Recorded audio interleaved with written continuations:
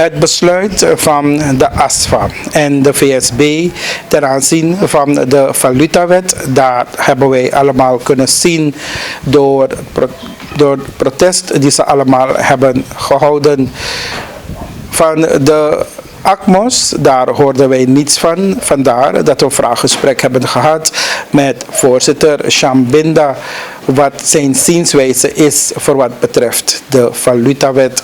Binda reageerde als volgt. De valutawet en de zienswijze van de ACMOS. Nou,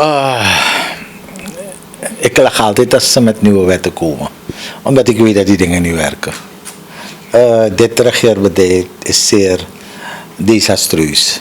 En ik verwacht ook niet anders. Ik weet dat er ook meerdere dingen gaan komen. Je hoeft geen glazen bol te hebben om te begrijpen dat deze mensen de tovenaars proberen uit te hangen. Het is geen verrassing geweest. We hadden daarvoor al vaak signalen gehad van mensen halen jullie geld van de bank, want dit gaat gebeuren, dat gaat gebeuren. Dus de hele gemeenschap verwachtte al dat er eigenlijk een aanslag gepleegd zou worden op hun banktegoeden. Wat een feit is geworden met deze wet. En men is zo ver gegaan dat men in feite een van de rechten van de mens, dat is dus vrijheid van je privéleven, dat men dat ook overschrijdt in deze wet. Het is een van de rechten van de mens, die althans door de OAS in de mensenrechten is opgenomen, is de recht van privéleven, van je eigendom. Dit wat ze nu doen, dat men in je huis of in je bedrijf kan binnenvallen anytime, dat kan niet. Dan zijn we niet meer met een democratie bezig. Dan zijn we bezig met Gestapo-achtige dingen als in Duitsland. Dat men je kon komen ophalen wanneer men wilde. Men kon je bezittingen in beslag nemen. En daarmee is deze regering bezig. Het zijn een stel gangsters. Laat me dit duidelijk zeggen. Het zijn een stel gangsters die wij hebben. Die eigenlijk beslissen over ons lot. En vandaar dat ik zeg, Dakmos heeft nooit enige behoefte meer gehad om met deze mensen overleg te plegen. Begrijp je? Ik weet bij God niet wat die andere bedrijven, organisaties willen bereiken om steeds bij deze leider te gaan, hopende dat er nog wat goed te praten valt. Er valt niks goed te praten. Ze komen steeds met de zure vruchten thuis. En vandaar dat ik zei, wij bemoeien ons eigenlijk niet eens met dit soort verhaaltjes en praatjes. We willen niet op bezoek gaan bij niemand. Althans niemand van deze regering. En deze wet is een catastrofe voor het land. Met name voor de consumenten. Want mensen zullen merken dat eigenlijk er een belofte is verkocht aan ze. Zogenaamd gaat die koers terugvallen. Maar ze gaan er snel achter komen dat het niet zo is. Kijk, als prijzen eenmaal verhoogd zijn in supermarkets, kan je ze alleen verlagen wanneer je zegt, luister als overheid, ik koop die producten van je op en ik subsidieer het en ik ga het weer verkopen. Want de mensen hebben het reeds duur ingekocht. En dan verwacht u niet dat mensen hun prijzen terug gaan brengen. Want niemand wil verlies lijden in het leven. En vooral niet in deze situatie waar we nog het COVID-virus hebben. Dus de veiligheid eromheen, waarbij bedrijven dus sluiten.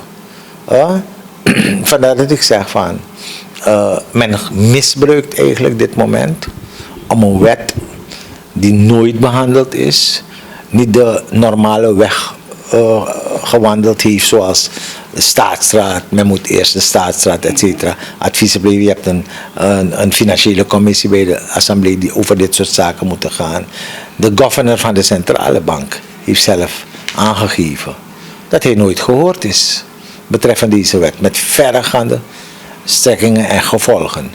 En vandaar dat hij ook publiekelijk bekend heeft gemaakt waarschijnlijk dat hij niet achter deze wet staat.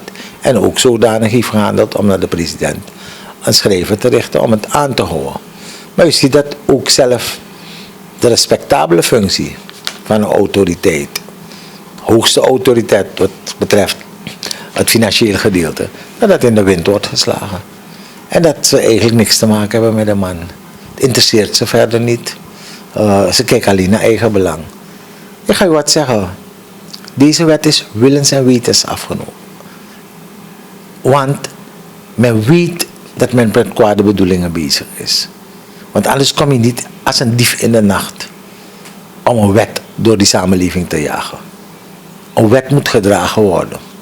Er moet genoeg gedebatteerd en gediscussieerd zijn erover voordat jij die wet eigenlijk voorlegt aan de Nationale Assemblée. Maar dat is niet gebeurd. Maar we merken nu wel dat ze bereid zijn tot dialoog. Wat bereiken ze met dialoog? Die wet is al aangenomen. Afgekondigd, klaar, het is al in werking. Begrijp je, wat wil je gaan berekenen nu? Dan krijgen we zelf de systemen met voertuigenbelasting, wat de SGS in de tijd.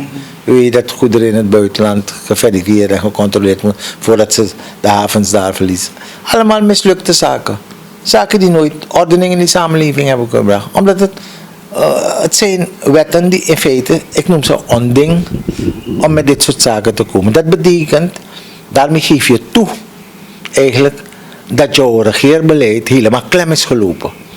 Want je komt nu met dictatoriale wetten, zo noem ik het, waarbij het wordt opgelegd aan die samenleving. En je hebt niet eens de tijd gehad, of althans, ik weet niet hoeveel expertise er daar is, maar men heeft niet eens de tijd gehad waarschijnlijk om hun expertise te raadplegen. Want ieder zinnig mens weet dat je hiermee niet ver gaat komen. Begrijp je? Er wordt een toezichtorgaan in het leven geroepen die verregaande bevoegdheden heeft. Veel meer bevoegdheden dan onze moederbank. Ze zijn eigenlijk baas van onze moederbank geworden. Onze moederbank moet gewoon de gegevens nemen en verwerken. Punt uit. Ze hebben geen enkel inbreng wat betreft de handelingen van het toezichtsorgaan. Begrijp je? Dus het is ik zeg een staat in een staat. Dit is een orgaan in een orgaan. Die leven wordt geroepen. Dus daarmee gaat men compleet tegen de bankwet in. Begrijp je? Om eigenlijk de autoriteit van de moederbank, de centrale bank in deze, eigenlijk weg te halen. Zo simpel is het. Men komt met het en het toezichtorgaan is niet eens een orgaan dat een nationale invulling heeft. Men kan politiek inschuiven wie men wil. Dus daarom zeg ik, achter deze wet schuilt er veel meer. Het zijn kwade bedoelingen waarmee men bezig is.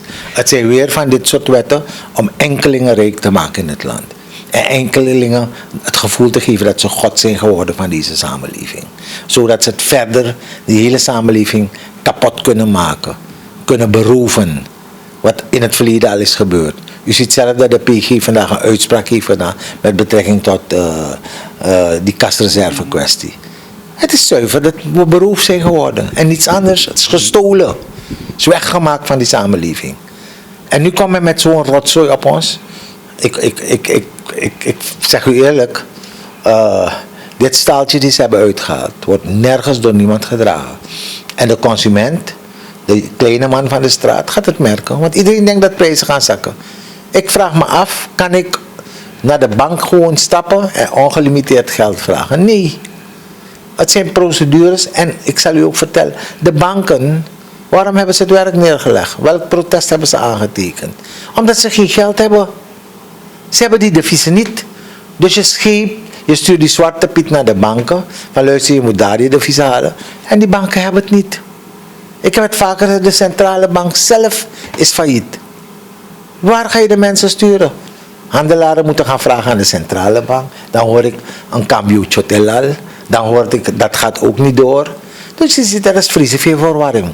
Verwarring dat alleen maar gaat zorgen voor schaarste. Schaarste en duurdere producten. Producten gaan tekort raken. Mensen gaan niet kunnen importeren. Want er zijn geen dollars. Begrijp je? De Amerikaanse moederbank heeft gezegd, geen zaken meer met jullie. En u ziet, de hele zaak wat betreft het beleid van het land is in de war. Ze weten niet eens meer wat ze moeten doen. Het is chaos, chaos, chaos. Het zijn amateurs en dieven die dit land leiden. Gelooft u mij? Het zijn amateurs en dieven. Ze weten niet welke kant ze op moeten gaan. Het zijn alleen belangen van enkele mensen die spelen. Die zich super verrijkt hebben over de rug van dit volk. Omdat ze een deel van het volk steeds kunnen pakken met mooie praatjes. En er zijn mensen die ze geloven. Begrijp je? Maar het zijn vaak de ongeschoolde mensen, de lagere klasse, die eigenlijk niks uitmaakt wie aan de regering komt. Want ze liggen toch dag op dag en dan maar tampina, omdat ze geen enkele opvang hebben. Begrijp je? Dat soort mensen gaan zeggen, ja, ik wil die, ik hou van de president, ik hou van die, ik hou van dat. Wel, moet hij gewoon zijn. Dan lobby normaal libi. Want dan lobby long wil liep if je na money. Zo simpel is dat. Maar met deze wet in de hand, heer Binda, hoe kunnen ondernemers dan nog bijvoorbeeld die importeren, de importeurs, met deze wet in de hand, hoe gaan ze kunnen importeren? Ze gaan niet kunnen importeren. Gelooft u mij, ze gaan aanvragen doen. En u gaat zien hoe bitter weinig ze krijgen. Want er zijn importeurs die niets kunnen doen met een $10.000. Hun volume is veel groter. Importeurs hebben nodig $80.000, $100.000. En wie gaat ze geven? En dan praat ik maar misschien over één importeur, hoor. Het zijn veel grotere, die veel meer geld nodig hebben. De overheid heeft ook geen inkomsten. En men moet aangeven wat men gaat importeren? Ja, men mag aangeven, dat zijn de normale producten. Er worden geen vreemde dingen verder geïmporteerd. Maar hoeveel van die branches ga je kunnen invullen? We hebben elke dag onderdelen nodig. We hebben levensmiddelen nodig. We hebben medicamenten nodig. Gaat u door. Het zijn behoeften die men in die samenleving heeft. Omdat men het lief heeft ingesteld naar die behoeftes. En je gaat het niet kunnen dichten. Gelooft u mij, er is geen geld. De revenues van de staatsbedrijven en van Newmont en andere investeerders hier, die gaan weg aan het aflossen van schulden. De staat krijgt niks. Gelooft u mij. Het enige wat ze kunnen doen is monetair financieren. Geld bijdrukken en in omloop brengen. Maar dat verergert de situatie. Want je krijgt een veel hogere inflatie. Dus het slaat op niets wanneer men zegt dat kapitalisten moeite hebben met deze wet, omdat ze nu minder de koers kunnen opschroeven. Als u de term gebruikt, kapitalisten, en ik heb het al in deze dagen vaker gehoord, dan denk ik ook aan communisme. En ik zie deze mensen niets anders dan, hoe zal ik zeggen, gepoederde communisten. Het zijn mensen die gaan naar een centraal geleide huishouding. En dat is communisme. Ze willen alles vanuit een toren bepalen en iedereen moet zwijgen. Iedereen moet zijn hoofd buigen. We hebben geen participatie meer in het land. Wij moeten maar de kastanjes voor anderen uit het vuur halen en worden zelf daarbij doodgeslagen. Want ladingen brengen naar Suriname, maar je helpt het volk ermee. Het is een behoefte die je invult. De overheid kan niks doen, gelooft u mij, niks. Want als die overheid niet eens basiszaken zoals leermiddelen en gezondheidsvoorziening producten kan leveren, dan heb ik wel genoeg gezegd.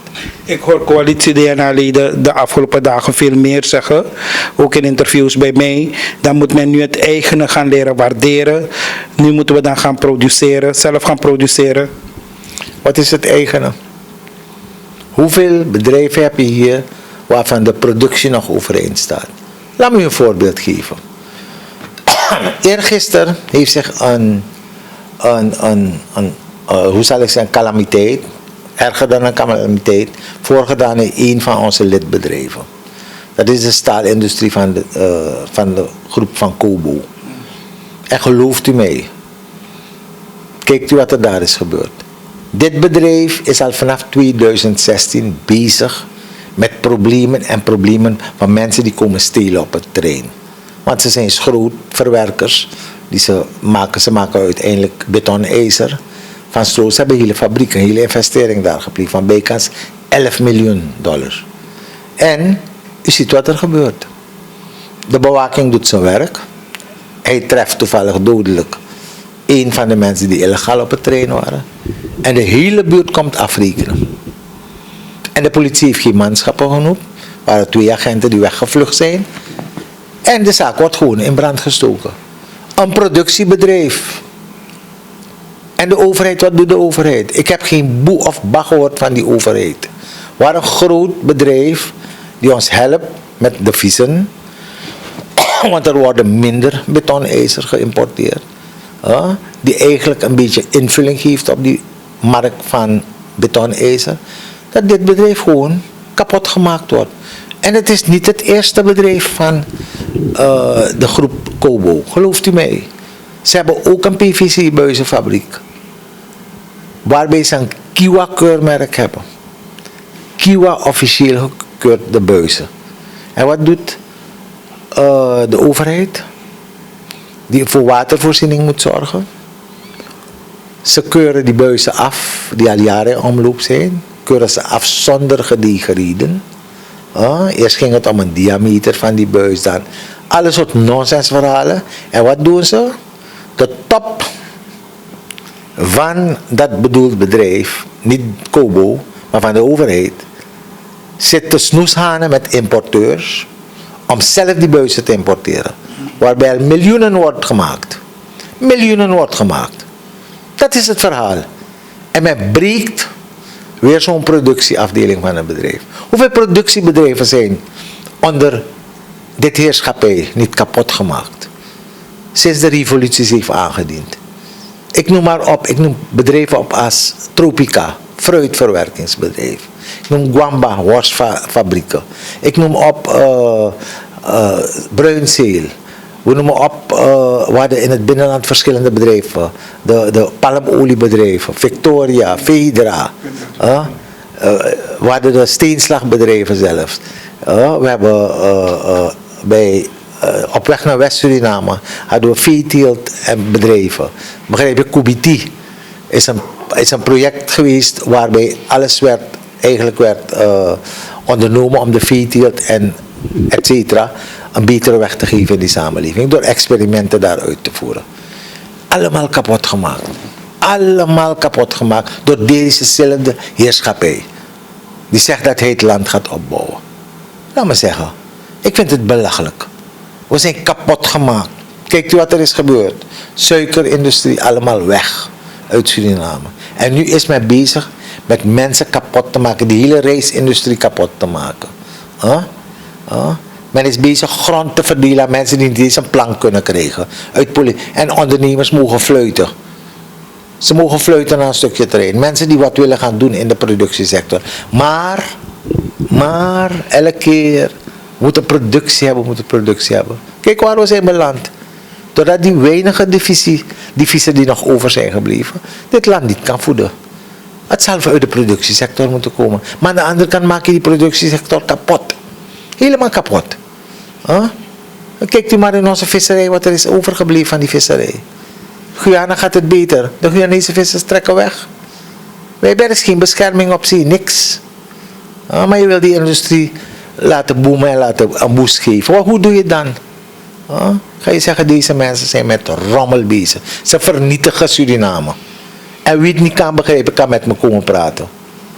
Daar zal ik genoeg voorbeelden aan. Uw programma zou te kort zijn om dit allemaal te bespreken. Want deze mensen, in het Hindoestaans noemen we ze Chapraha.